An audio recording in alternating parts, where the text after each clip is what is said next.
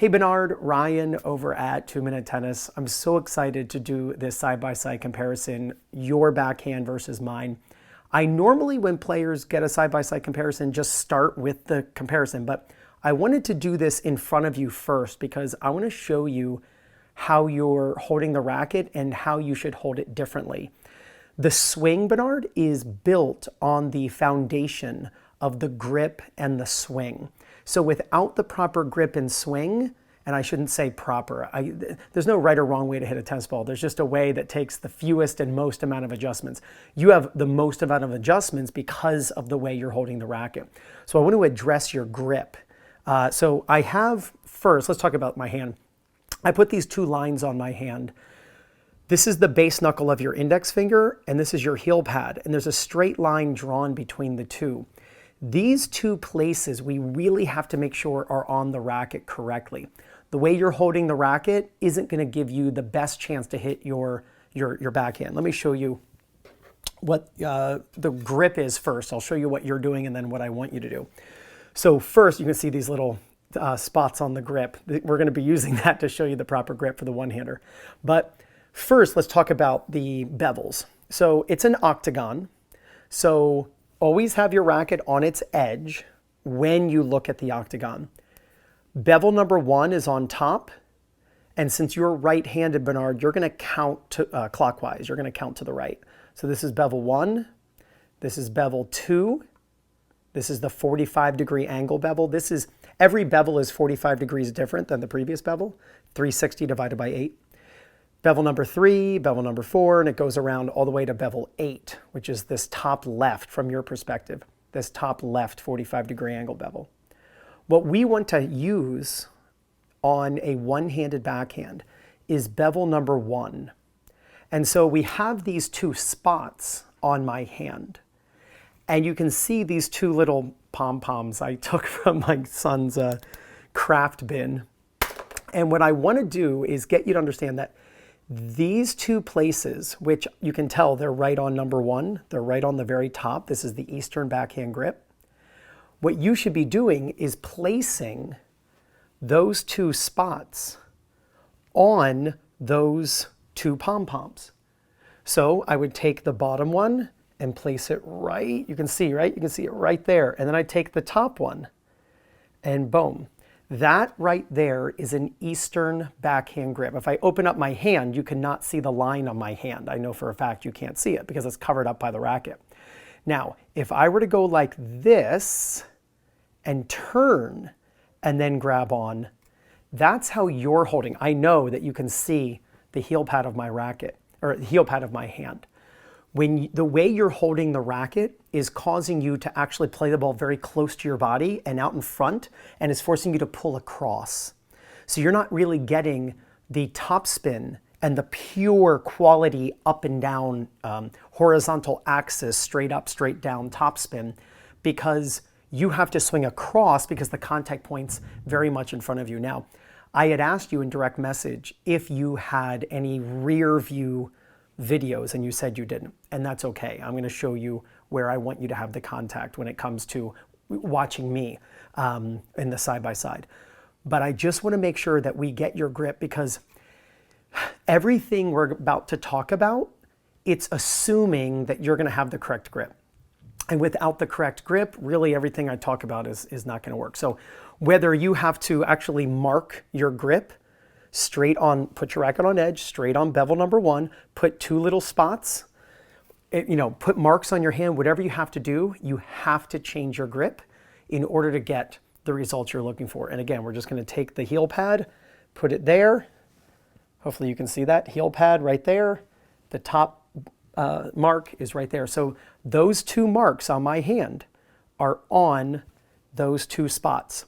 That is an Eastern backhand grip. So let's get to the side-by-side comparison right now, but I wanted to make sure that you truly understood what the proper grip was. All right, let's do the comparison.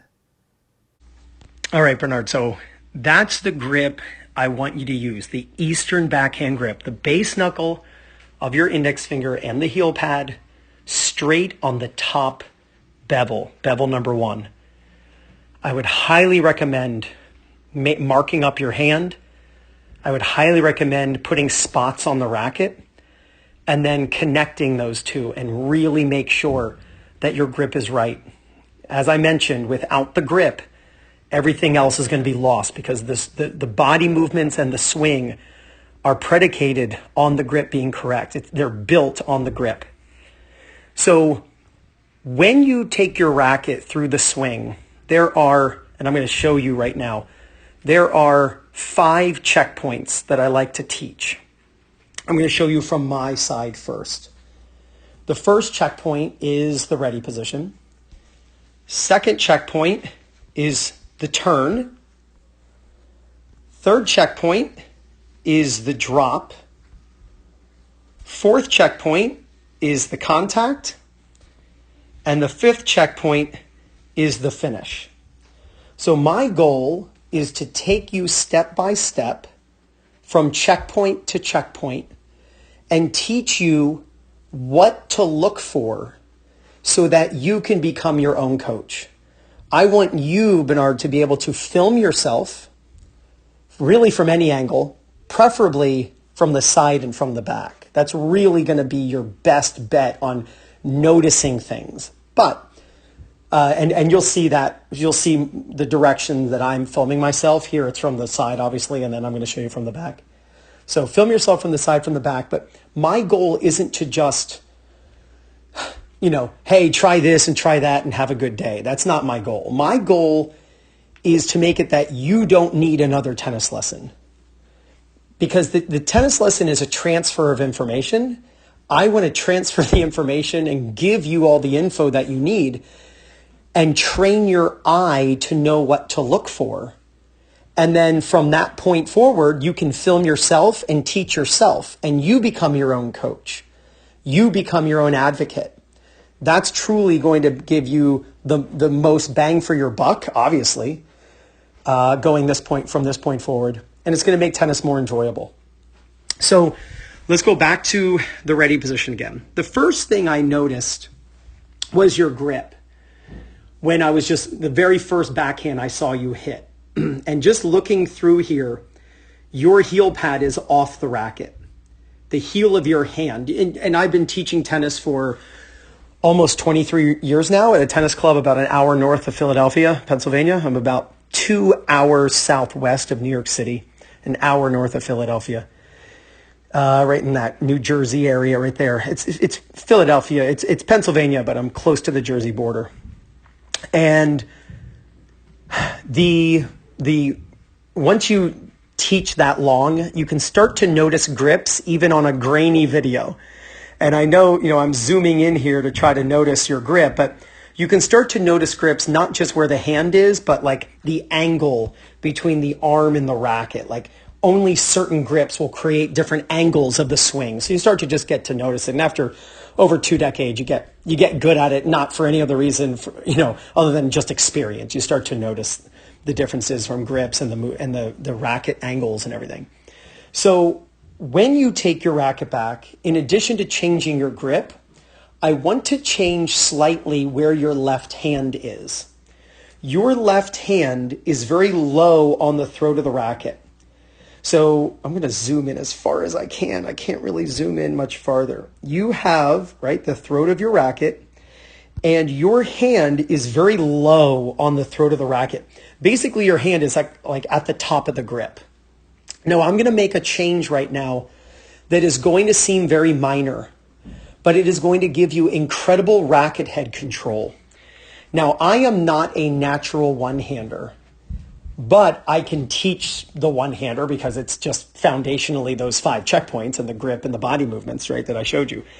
But what I wish I was demonstrating right now was my index finger, this finger right here, on the strings. I wish I would just take, I don't know why I didn't do it. It's frustrating me that I didn't. I want you to put your left index finger on the strings. Now, it doesn't have to be dead in the middle of the strings like I just drew. It doesn't have to be there. It could be like right over here. I wish, I'm frustrating myself right now going, why didn't I demonstrate this? This is actually like a dummy video on the right here. Yes, I didn't call you a dummy. I called myself a dummy. This is a dummy video that I just film myself so I can show people, but why I didn't have the index finger on the strings is beyond me, because it's one of the little things that makes a big difference. I want you to have your index finger, I want your hand high enough on the racket that you could put your index finger and touch the strings. The reason for this is, and I don't know if you used to be a two-hander, and it's just natural for you to have your left hand at like near the grip. I wonder if you were a two-hander, not in the not so distant past. But having your left hand higher on the racket gives you incredible racket head control. It allows your brain to just, in a tactile way, really feel what the head of the racket is doing. And it just connects your brain to your strings. It lets the racket know in space, your brain. It lets your brain know in space where the racket is at all times. So I'm going to ask that you put your left hand higher up. I don't know, maybe 5 inches. I don't know, whatever that would be. 5 inches higher up on the racket. You're still just going to be holding with your fingertips. You're going to be holding just with your fingertips on the racket. You're not going to like strangle it like you're trying to choke someone. It's just basically your fingertips. But then I wish I could right now. In fact, I'll go at the end of this. I'm going to go back in front of the camera and I'm going to show you this. But I'm just going to show you how to put the index finger on the strings. The next thing is, so checkpoint number 1 is going to be your left hand on the throat of the racket. Left hand on the throat of the racket, ready position. Checkpoint 2, let's talk about checkpoint 2. Checkpoint 2 is turning the body sideways to your target. So you can see I am completely facing the camera now. My hand, you can notice my hand is higher up. I could, if I wanted to, just take my index finger and put it on the strings. When you turn, your turn is pretty low. And I'm actually hitting a pretty low ball on this one. Yours is going to be a little lower, but I watched you hit from the other angle. You sent me 2 videos, and I never really saw the racket high enough in the back. And just a little bit higher will make a difference in the amount of racket speed you can create. So if I just take a straight line and draw it straight across from the top of my racket, you can see there is a bit of distance between my head and that line. So the tip of my racket is definitely higher than my head. Where I know, I have a feeling your child filmed this, but your racket is quite low here. And this is really kind of par for the course of what you typically do, where the racket head is too low. Now, when you take your racket back higher, it's going to be important to not lay it open like a waiter at a restaurant. And now your racket looks like a tray with glasses and dinner on the tray. Like, you definitely don't want that. You want the racket to stay vertical. My racket right now, like, we're looking through the strings, like the butt cap is pointing down. Butt cap is pointing down as you have it, which is great. Your racket right now, your racket's orientation is like this. Tip of the racket pointing up, same as mine. This is awesome. What tends to happen, Bernard, is when I ask players to lift their racket up, the racket all of a sudden becomes like this. They take their hand and they lift it up, but then the racket goes like this. And now the racket is laying open. And again, if I do this, then the tip of the racket's like that. The tip of the racket's pointing behind them. And the butt cap is then pointing over here. You definitely have the correct orientation. It's just with the turn that's that low. And again, it's like you're so close to where you want to be, but you could definitely gain more racket speed, because if it has farther to drop, it's going to have farther to accelerate. You want gravity-assisted acceleration. So if you can turn higher, that would be great. Now, notice I didn't tell you to have your racket way up there. It's not like the higher you turn, the better, because you also have to balance out how long it takes for you to swing around. And so if your turn is too high, then on a fastball, a deep ball, if you're playing doubles and somebody poaches and crushes it and you got this big swing that's been trained, then you're going to be late. So we definitely try to meet in the middle, very much the Goldilocks, if you know the story, the Goldilocks of it. Like, not too high, not too low, but just gives you everything. Gives you a short swing, but yet it's big enough that it's powerful. So I'm going to ask that you lift the racket up, but keep it more vertical the way you can see mine. Now, when you turn, and you can see it here, see how your left elbow is tucked in against your body? Now, I don't have a back view of your swing, but you're going to be able to see my back view. And I want you to notice all the space between my side and my elbow. So my elbow is up. I've raised my elbow. That will help keep the racket vertical. It's also a product of having your left hand high enough on the racket. As you lift your hand, your whole arm will go up too. So we want to make sure that that elbow is up. What I tell people, Bernard, is that if I were to stand behind you, I should be able to smell your left armpit. So I should be able to smell your left armpit. If we ever meet someday, I'll buy you a beer. But also, I'm going to stand behind you and I should be able to smell your left armpit. Like that, you want that left elbow up. That helps keep the racket very vertical and it doesn't lay open. When the racket is very vertical, and I'll show you from your angle, and again, you do look how vertical your racket is. I mean, this is really impressive. It's just your grip is a little off, which we'll talk about how that's affecting you. Your left hand's on the throat of the racket, or too low on the racket, so you kind of lose where your racket is in space.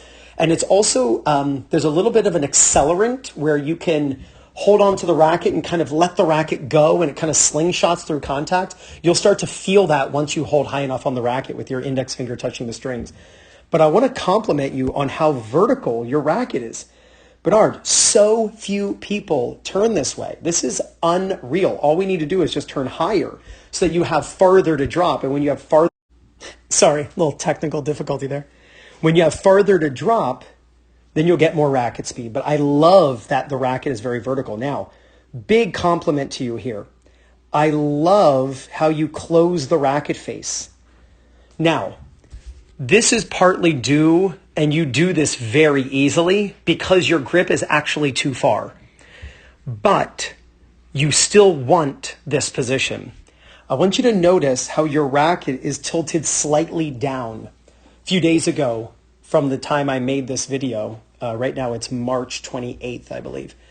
I made a video a few days ago on Instagram showing Stan Wawrinka's one-handed backhand and his forehand, showing you that the racket should be closed prior to contact. And because your racket is closed prior to contact, it helps your racket be very vertical at contact. So this is really, really good. When the racket is closed, facing down slightly prior to contact, that leads to the racket facing forward at contact. So I love that you are closing the racket face. You're going to have to make sure that you're still closing your racket face with the new grip. It will not require a lot of wrist roll to close the racket and tilt the strings down. You're easily a high enough level to be able to handle this. But you just have to make sure that you're closing your racket face at the bottom of the swing. It's a little hard from this view to see that I'm closing, but you'll notice it. You'll see it from the side view, that the racket should slightly close, tilting the strings down. Let me just check something here. Okay, so I absolutely love where you're letting go with your left hand. Most players do not let go at the right time. On the one-handed backhand, most amateur players, they let go too soon. You are dropping with both hands on the racket and you're not letting go until your left hand is in front of your left pocket. You'll see that I'm doing that as well. Watch my left hand. Let me move that. There we go. Watch my left hand stays on, stays on, stays on. Now it's in front of my left pocket. Now it lets go. I'm so glad that you are holding on long enough that the left hand stays on until contact. I'm sorry, until the left hand's in front of the pocket. And the reason is the left hand has to come forward far enough that it can then go backward. I want to show you mine. Look where my left hand is here. So watch my left hand go forward into that circle. Now watch where it ends up. See how it goes backward again? So the left hand, this is great, great view of it. Left hand goes here, and it goes here. Watch. Comes forward, then goes back. This move that I'm showing you, where the left hand is going back, is a counterweight. It is a way of keeping the body sideways while you're hitting the ball. Your left hand is not going back enough, and it's not keeping you sideways enough. Now, the shot that you hit here, it does move back a little bit, and I get that. It is moving back. But the shot that you just hit here is a very low ball, and if there is ever a ball that someone who hits the way you do will stay sideways long enough, it will be the low ball. I'm going to show you more medium height balls where you're swinging much faster, where your left hand does not go back. That's going to be from the other angle. I really only had one backhand that I could use from this angle. So yes, your left hand kind of gets this idea, and you've obviously been taught this, that the left hand should go back, and you can see that you're doing it. Let your left hand go back. But because of your grip issue on a medium ball, you'll swing across your body, and I'll show you this from the back view. You're going to swing across your body, and the left hand has no chance of going backwards. So again, everything actually originates, not everything, but almost everything we're going to talk about originates back to the grip. If we can fix your grip, then we can start the healing process and allowing your backhand to improve. The last thing I'm going to show you is the finish. Now, you can tell how similar we look. It's going to look different from the other angle. The backhand that I was showing you here is actually the absolute best case scenario, and it's going to be on a very low ball. It's going to be on a low ball where the ball is only, I don't know, 1.5 feet off the ground. A ball that's up here, that's more belly button height, hip height, that's where you are exposed in the grip, in the left hand, in the way your body opens up. But I just want to show you my finish, how my racket is finishing out in front of me. And I also want you to notice that the tip of my racket is not pointing back, but it's actually pointing up over the camera. The butt of my racket is actually pointing at the curtain back there. So kind of like, I wish I could draw a circle behind me, but basically right there on that black curtain in the back, like right below that banner, that mixed doubles banner as you're looking there. That's where the butt of my racket is pointing, and the tip of my racket is actually pointing up over the camera. I'm going to show you why I like teaching this from the back view. So we've talked about your grip, your left hand being on the throat of the racket, turning higher, and staying sideways when you're done with the non-hitting hand going back and finishing out in front. Let me show you this now from the back view, and it's going to clarify a lot. This is the angle that I was so excited to show you. Let's go over the 5 checkpoints again, the 5 swing checkpoints. The ready position, the turn, the drop, contact, and the finish. You'll probably notice that they look a little different than what you're doing or what you feel you're doing. So when I turn, the first thing is I make sure that I have an Eastern backhand grip. My knuckle and my heel pad are on those two little pom-poms. Notice the head of my racket is higher than head level. When you turn, the throat, your left hand's very close to the throat of the racket. Your grip goes too far. It's very obvious actually from this angle as well, that your grip goes too far. I wish I had the back view for you. This one's a little higher, but you can still see that the racket is below head level. So I wish your racket was 5 inches higher, 6 inches higher. Just a little bit, you'll get more racket speed. It's farther that the ball gets to drop. Or I'm sorry, that the racket gets to drop. Let me look here, yeah. I also want you to notice, and I'm going to show you this from the back view. I want you to notice that when I drop my racket, Bernard, that my head goes down and then comes up. I want you to watch my body. Watch my head in relation to the top of the curtain in the back. So watch. Watch my head go down and then go up. It actually crosses that green line. So watch it again. Watch how I sink down. And so here's the top of my hat. Now watch my head come up. And so there should be a downward move with your body with the racket. I would love if you bent your knees more. Now, you don't bend your knees because of your grip. If you were to bend your knees and drop your racket down below contact, it wouldn't work well with your grip. Your grip requires you to swing across as you hit the ball, especially when you swing fast. So when you take your racket back, you can see that you really don't drop your head down. You don't really come up. And I would love if you sunk down with your head and then came up again. You can see your body goes up, but it's more of an opening up with your body. It's not really a sink down and then come back up again. But I want to show you your contact versus mine. Now, if I were to draw, this is my contact, if I were to draw your contact right now due to your grip, and here's the cool thing about grips, the grips dictate everything else. So I know where you're contacting the ball. You're contacting the ball here. You contact the ball very close to your body and in front of you.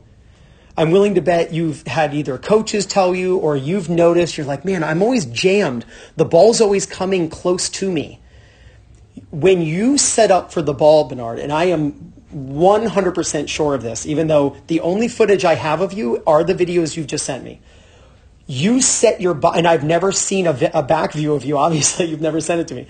You set your body up too much in the way of the ball, but it's not your body position's fault. It's all because of your grip. So we have to get your contact to the left of you. If I were to have you hit the ball from the back view, this is what we would see. Again, this is your contact point, and we would see your racket. If you look at your racket and where it goes, your racket goes like this. Your racket, like if I were, just understand something here. I'm going to draw. If I were to be standing next to you, all right? So I'm standing next to you. And I'm going to draw, I'm going to do that without those lines there. So here's you. And then here's me. So I hit some backhands with you next to me, and you hit some backhands with me next to you. So I want to show you mine first. I want you to notice the direction I swing. Notice I don't hit you. My racket goes this way. Watch my racket go up. Topspin is a vertical spin. It's a horizontal axis vertical spin. You can only create a vertical spin with a vertical swing. You can only create topspin by swinging up as you hit the ball. There's no other way of hitting topspin and get the ball over the net. Your swing, watch. Well, I guess I should have drawn myself taller, but you got the idea. All right, I'm going to make myself as tall as you. All right, you got it? But look, you're like, and you just crushed me. Like I just got smacked in the head with your racket. Watch my racket. My racket goes up. You would easily see this from the back view if you were to film yourself. Again, the reason for this is because of your grip, but I'm going to have to show you from my direction or from my side. But your contact point, there's your contact. And you can just tell, like, look how your shoulder and your elbow are in a straight line with the camera. Now, just imagine what that means where your hand is. Your hand is like basically in front of you. Your racket is very in front of you, which is why your racket swings across. Your racket swinging this way. Remember, my racket finished in front of me. Remember when I drew that straight line? My racket was here, and I drew that straight line down. That's what that is right there. I'm finishing in front. I'm swinging low to high. Because your contact point is here, you then, when you come around, you drop your racket, you swing, and then you have to come to here to get your racket at contact. because that's where your strings face. Your strings don't face forward here. If you hit the ball too far left of you, your ball goes over there because of your grip. You know that if you contact the ball too far away from you, that your ball sprays off to the left.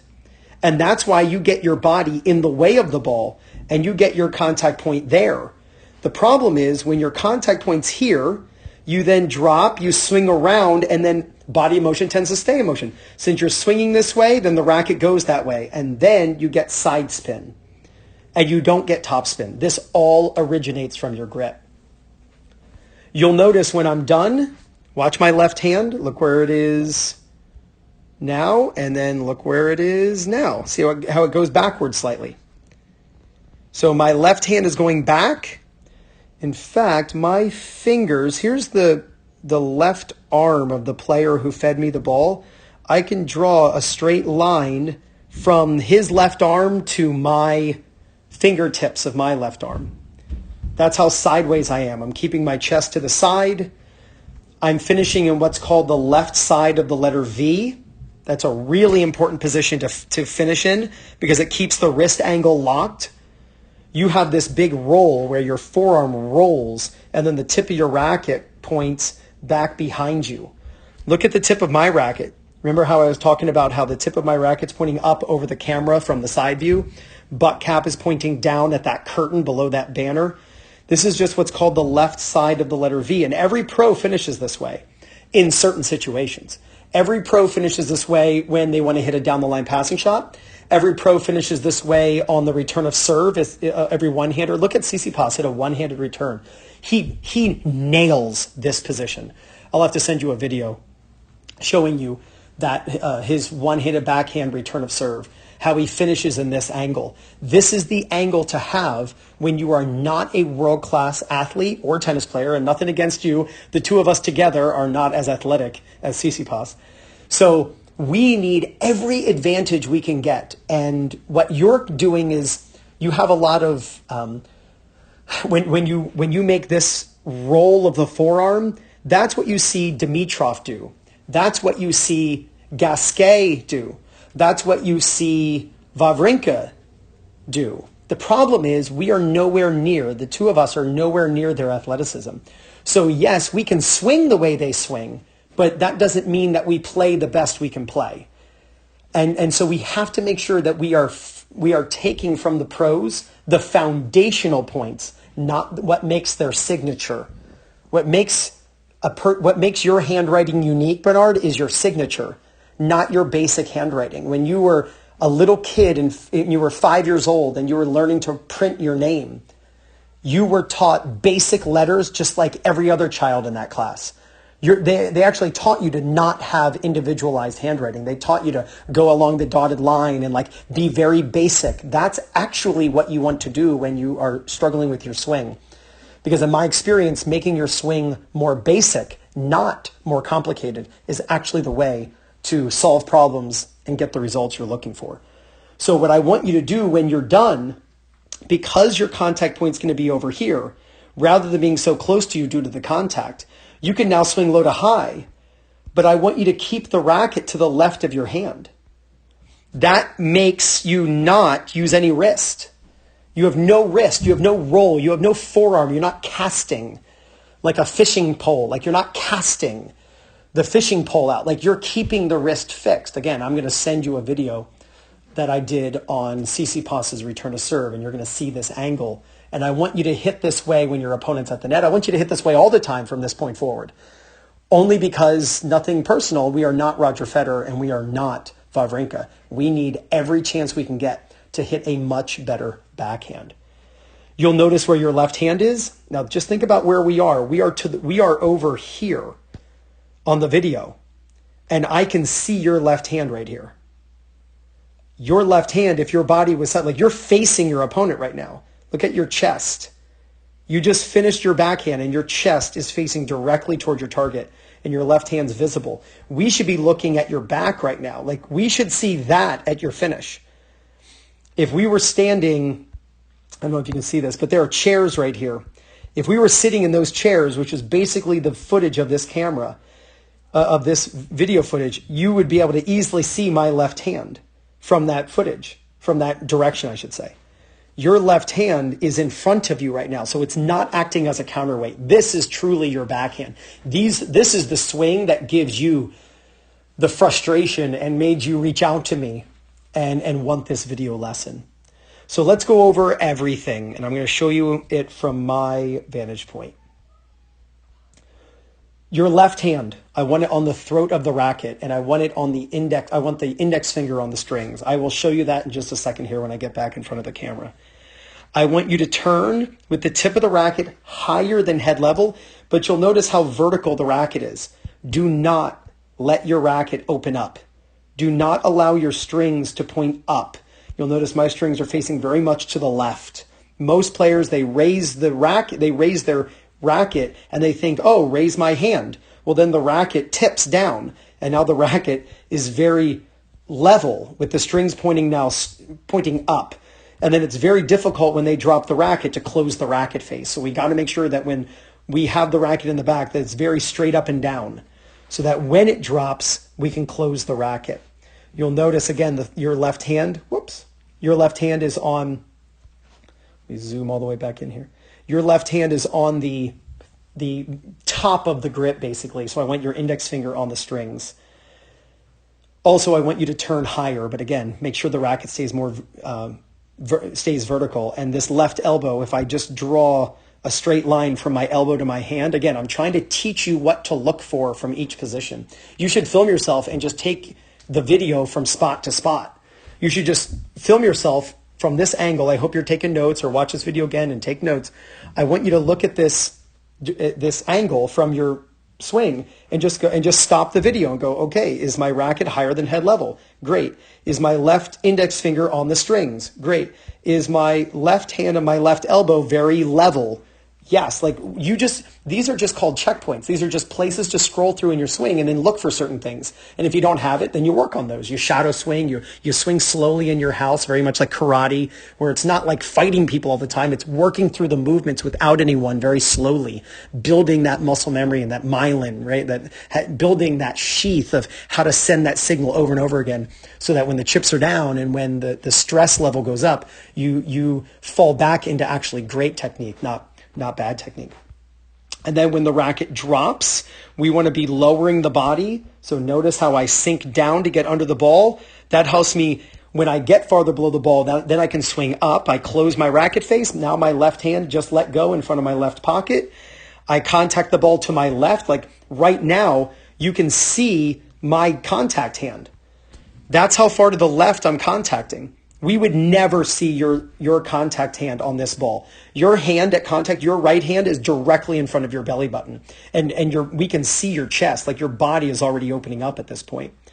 You'll notice how I stay sideways by moving my left hand back as a counterweight to keep my chest to the side, and I'm swinging up. So I keep my chest to the side, I swing up. I have what's called the left side of the letter V. It's actually my strings are facing up. Again, I'm going to show you a CC Pos doing this, where you roll the forearm, you swing across your body. You don't get a lot of top spin. Your ball has a lot of side spin. It's like 45-degree angle spin that you have. So it's half top spin, half side spin. So it's like 45-degree angle. You're opening up. We can see your left hand. So what I want you to do is start filming yourself. And by the way, I want you to send me videos too of you demonstrating this. I have people every week every day, sending me short little 5-second clips of them swinging and practicing and say, hey, Ryan, I'm working on checkpoint 2 right now. How's it look? And I'll throw them a quick sentence like, hey, just get your left elbow up a little more, but it looks great, George, or whatever, right? I want you sending me videos. You're not done here. I want you to send me videos, and I'll throw you a couple sentences as we go along here. So I'm with you every step of the way. And then again, back to the ready position.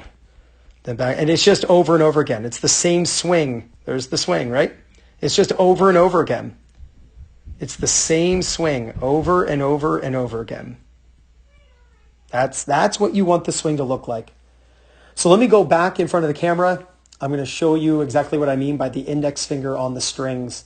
And then you'll be on your way. This was so much fun. All right, Bernard, how fun was that? Man, I love doing these video lessons for people.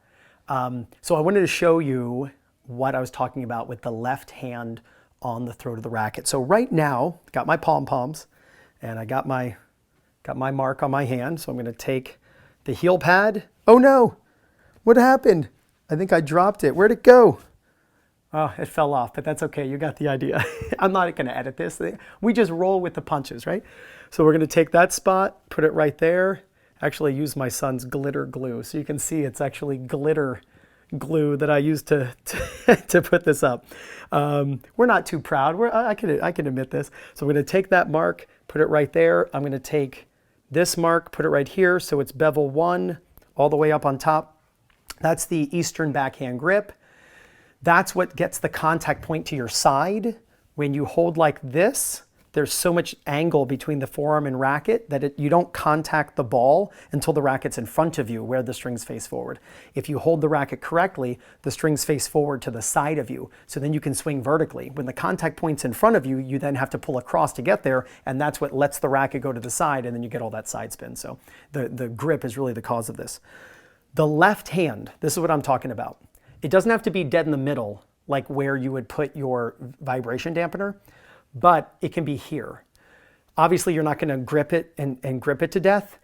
I teach people, make it like it's a spider, like it's just basically your fingertips or the pads of your fingers, and then put the index finger on your strings. That gives a great control, racket head control.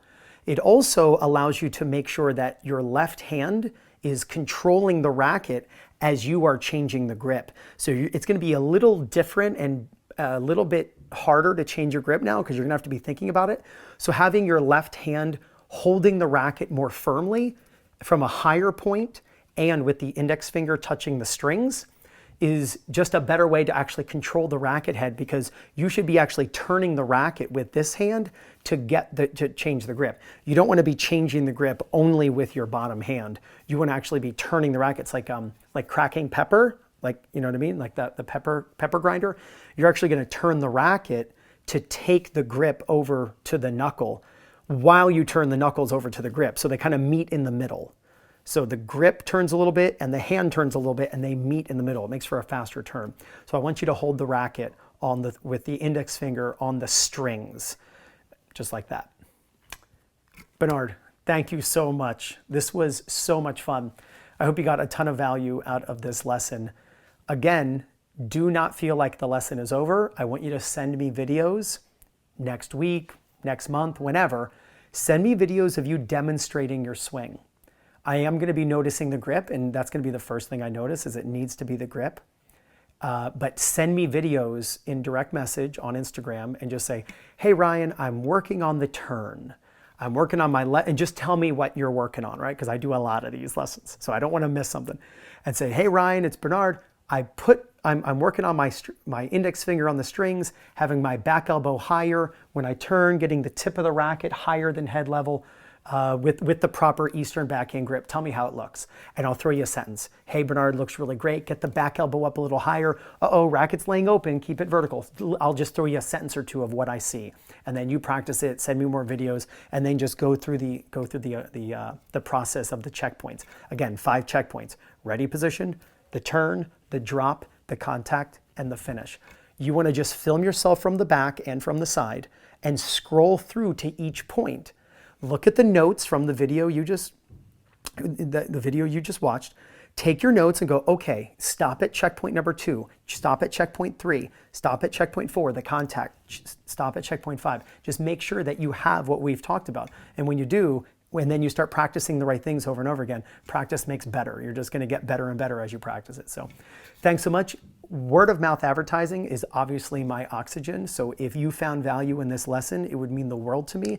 If you told a friend or family member about the 2-Minute Tennis video lessons, this is how I support my family. So it would mean the world to me if you shared this concept with a friend or colleague. So thanks so much, Bernard. I really appreciate your support, and I'll talk to you really soon.